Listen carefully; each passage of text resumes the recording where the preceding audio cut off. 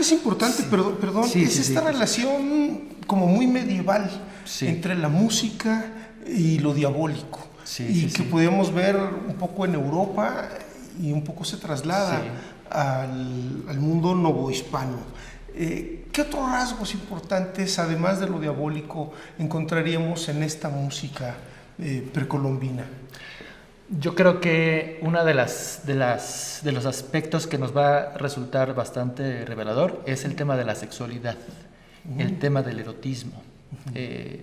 A veces se olvida que las asociaciones entre la fertilidad de la tierra, la lluvia, los seres míticos, bueno, hay un correlato que es un correlato erótico, realmente, ¿no?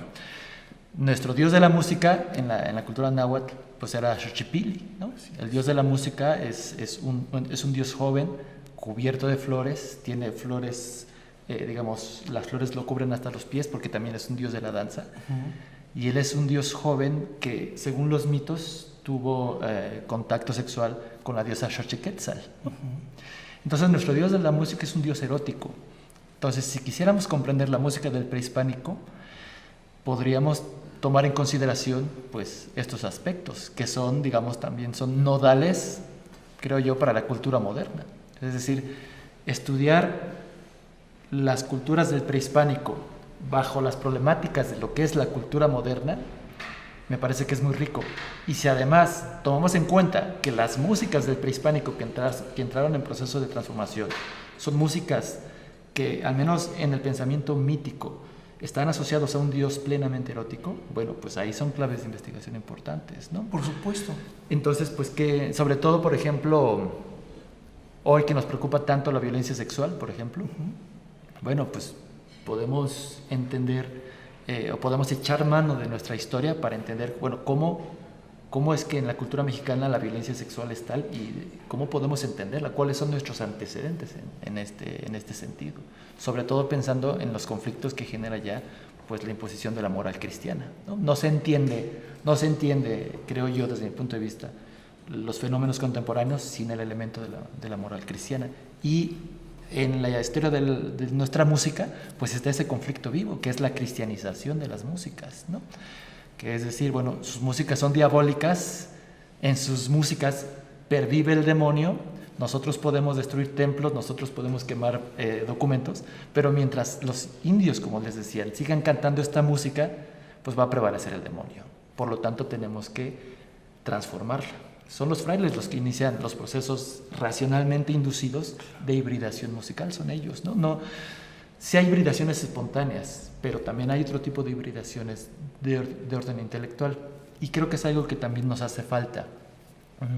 Entender que las hibridaciones también es la hibridación de inteligencias humanas, es la hibridación de concepciones del mundo, ¿no? Porque a veces cuando se estudian las culturas indígenas, se les estudia como si solo fueran capaces de hacer tamarindos y vestidos muy bonitos, ¿no? Pero no se considera que hay un capital intelectual allí, ¿no?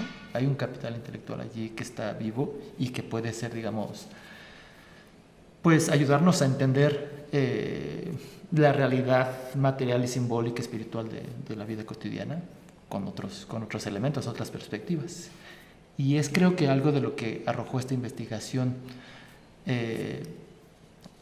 Hubo una etapa donde trabajé con hablantes de distintos estados y la idea era pues conocer la vitalidad de la lengua en el sentido de qué capacidad ellos tienen para nombrar las cosas, ¿no? Entonces había un ejercicio muy simple que era, bueno, ¿cómo se dice micrófono en la lengua náhuatl? Y ellos dicen, bueno, en el pueblo le decimos micrófono. No, sí, pero ¿cómo le dirías? Pues micrófono. No, pero en tu lengua. Pues se puede decir así, ¿no? Y se puede decir así. Total que todos los participantes en esa entrevista me dieron un nombre diferente en náhuatl para la palabra micrófono.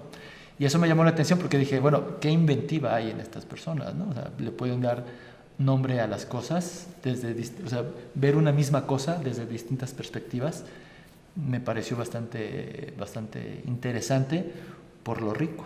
Es Es una variedad claro, de la propia lengua, claro, ¿no? Y que es una lengua viva y bastante compleja, claro, frente, digamos, a este racismo también muy mexicano, claro.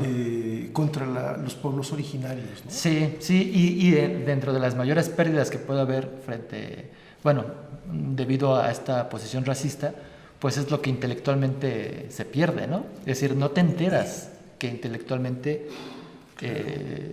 se está, digamos, dejando de lado un patrimonio bastante, pues, rico, yo creo, ¿no? Y que nos podría, digamos, revelar muchas cosas de nuestra propia cultura, de nuestra propia historia.